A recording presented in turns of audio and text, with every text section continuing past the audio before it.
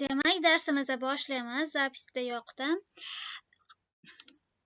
Listening part 1 ko'ramiz. Bunda sizlarga variantlar berilgan.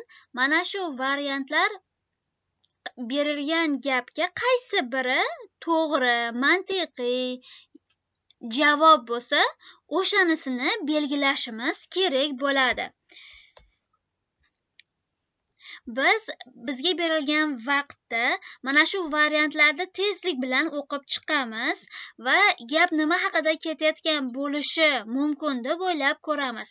Va eng asosiy qismi savolni to'g'ri tushunish, o'sha savolni yaxshilab eshitib, unga mos keladigan javobni belgilab ketamiz. Demak, hozir qo'yapman, birgalikda ishlaymiz. National System of Assessment of Foreign Language Proficiency. Listening paper. The listening paper consists of 6 parts. In each part, you will hear the recording twice. In each part, there will be time for you to look at the questions before you hear the recording. You can write your answers on the test booklet. At the end of the test, you have to transfer your answers on the answer sheet. Now, look at part 1. Part 1. You will hear some sentences. You will hear each sentence twice. Choose the best reply to each sentence. Before we begin, there is an example for you to look at. What was her name again? What was her name again? Now, you have 30 seconds to look at the questions.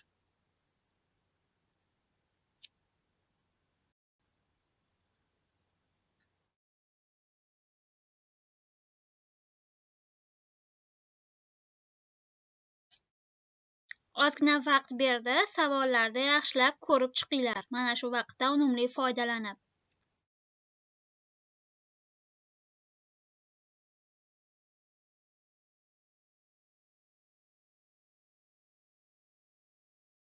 Speaker 1.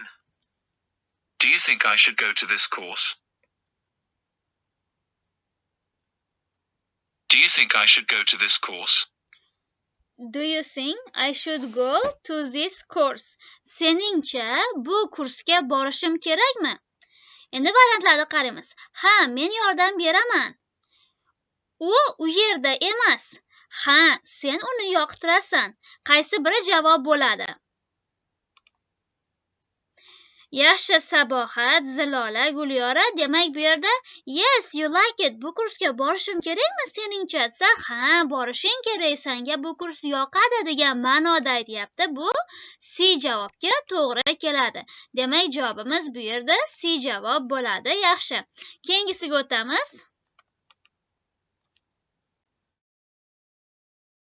Speaker 2. You have 2 brothers, don't you? You have 2 brothers, don't you? You have 2 brothers, don't you? Sen ikkita akang bor, shunday emasmi, deyapti. Menda bitta bor, men uni xohlayman. Bu bittami, deyapti. Qaysi javob bo'ladi? Yaxshi, demak, A javob bo'lyapti. Yaxshi, Zilola, Nargiza. Ya'ni sen ikkita akang bor, shunday emasmi desa, menda bitta bor, ya'ni akam bitta, ikkita emas degan ma'noda kelyapti. Bu A javobga to'g'ri keladi. Qolgan variantlar tushmaydi. Keyingisiga o'tamiz. Speaker 3. I'd like to buy sugar. I'd like to buy sugar. I'd like to buy sugar. Ya'ni shakar sotib olishni xohlayman. Qancha, ya'ni necha kilo degan ma'noda, ya'ni miqdorga nisbatan ham ishlatiladi. Certainly, sir. Albatta, janob. You should. Siz nimadir qilishingiz kerak. Qaysi biri tushyapti? A javob tushyapti. Yaxshi, Gulasal. Demak, bu yerda shakar sotib olmoqchiman desa, qancha, ya'ni qancha shakar berasiz sizga degan ma'noda kelyapti. Demak, bu A javobga to'g'ri keladi. Keyingisiga o'tamiz. Speaker 4. Is he Tom's brother? Is he Tom's brother? Is he Tom's brother? U Tomning akasimi?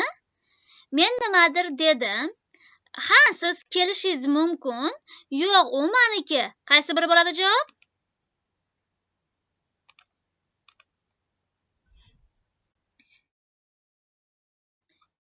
Yaxshi, demak bu yerda to'g'ri Gulyora, Zilola. Javobimiz C bo'lyapti. Bu Tomning akasimi desa, yo'q, Tomni emas, meni akam degan ma'noda C javob tushyapti. Ma'no jihatdan qaraymiz. Eng asosiysi shu ma'nosini tushunib olsalaring osongina olib ketaverasizlar. Keyingisiga o'tamiz.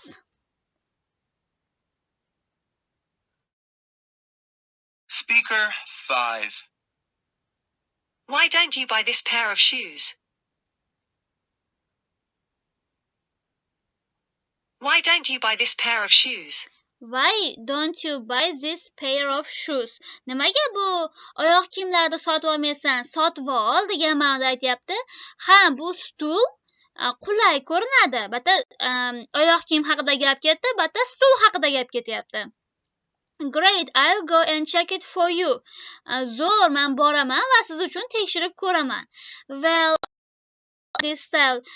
Men bu stilda, bunaqa ko'rinishda, bunaqa stilda yoqtirmayman. Hech qachon yoqtirmaganman deyapti. Javobimiz yaxshi. Hamma bir ovozdan C deyapti. To'ppa-to'g'ri C bo'ladi. O'zim noto'g'ri javoblarni chiqarib yorib ham to'g'ri javobni olsalaring oson olasizlar, chunki bu yerda oyoq kiyim haqida gap ketyapti. Stul haqida gap ketgan yo'q-ku, shuning uchun buni ololmaymiz. Sen sotib olgin deyapti. Siz uchun tekshirib ko'raman, ya'ni sizga ko'rib beraman deb ololmaymiz, chunki o'zi uchun emas, o'sha sherigiga taklif qilyapti. Bu yerda demak C javob tushyapti. Keyingisiga o'tamiz. Speaker 6. You found your favorite job, haven't you? You found your favorite job, haven't you? You have found your favorite job.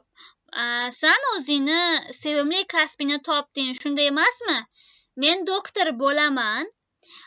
I don't mind working with anyone here. Bu yerda birortasi bilan ishlashga qarshiligim yo'q. I've always dreamed of working here. Men har doim shu yerda ishlashni orzu qilganman. Odatda bunda ha yoki yo'q degan javoblar tushib qolgan bo'ladi. Sizlar o'zlaring ha yoki yo'q deb qo'yib ko'rishlaring kerak. O'shanda yana ham javobni topish oson bo'ladi. Demak javobimiz yaxshi. Farangiz, Gulasal. Bu yerda sen o'zingni sevimli kasbingni topding, shunday emasmi desa, ha, men doim shu yerda ishlashni orzu qilaman degan ma'noda C javob tushyapti. Keyingisiga o'tamiz. Speaker 7. Is 2 kilos of sugar enough for our cake? Is 2 kilos of sugar enough for our cake? Is 2 kilos of sugar is enough for our cake? Bizni tortimiz uchun 2 kilo shakar yetarlimi? Men uni hali ta'mirlamadim. Men o'ylaymanki bu o'ta ko'p. Uzr, lekin siz buni qildingiz deyapti. Demak javobimiz yaxshi. Sitora, Gulyora. Bu yerda B javob tushyapti. Ya'ni 2 kilo yetadimi desam, menimcha 2 kilo o'ta ko'p deyapti. Bu demak B javobga to'g'ri keladi. Ta'mirlash haqida gap ketgan yo'q. Shuning uchun a'no ololmaymiz. Siz buni qildingiz, uzr desak ham ma'no tushmayapti. Masalan, 2 kilo shakar yetarlimi desa, sherigi uzr siz buni qildingiz desa, umuman ma'no chiqmayapti, to'g'rimi? Mantiqan bir-biriga o'sha conversation, dialog bir-biriga mos-masda. Sizlar shunday bitta dialogda eshitib turib, o'sha dialogda mos javobini topishlaring kerak. Keyingisiga o'tamiz. Speaker 8. Can you go to the party with me tonight? Can you go to the party with me tonight? Can you go to the party with me tonight? Men bilan bugun kechqurun bazmga bora olasanmi? I didn't look at it. Men unga qaramadim. All right, love, I'll cook it for you. Albatta, men sen uchun pishirib beraman. No way, mate, I'm really busy. Iloji yo'q do'stim, men juda ham bandman. Demak, qaysi bir javob bo'lyapti? Bu yerda yaxshi Gulasa, Sitora, Zilola C javob bo'ladi. Ya'ni men bilan bazmga bora olasanmi desa, iloji yo'q, juda ham bandman deyapti. Demak, C javobga tushadi. Birortani pishirish haqida gap ketgan yo'q, nimagadir qarash haqida gap ketgan yo'q. Bu yerda to'g'ri javob C javob bo'ladi. Demak, bu savol turida berilgan vaqtdan unumli foydalanib, mana shu variantlarni bir qator ko'rib chiqinglar. Oz bo'lsa ham tushuncha paydo bo'ladi.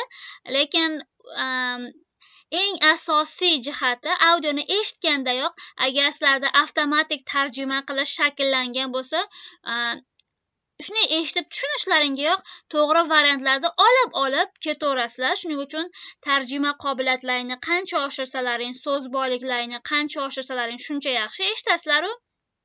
O'shanga mos dialogga mos javob, qaysi biri mantiqiy davomi bo'lishi shuni ko'riboq eslaringga, xayollaringga keladi.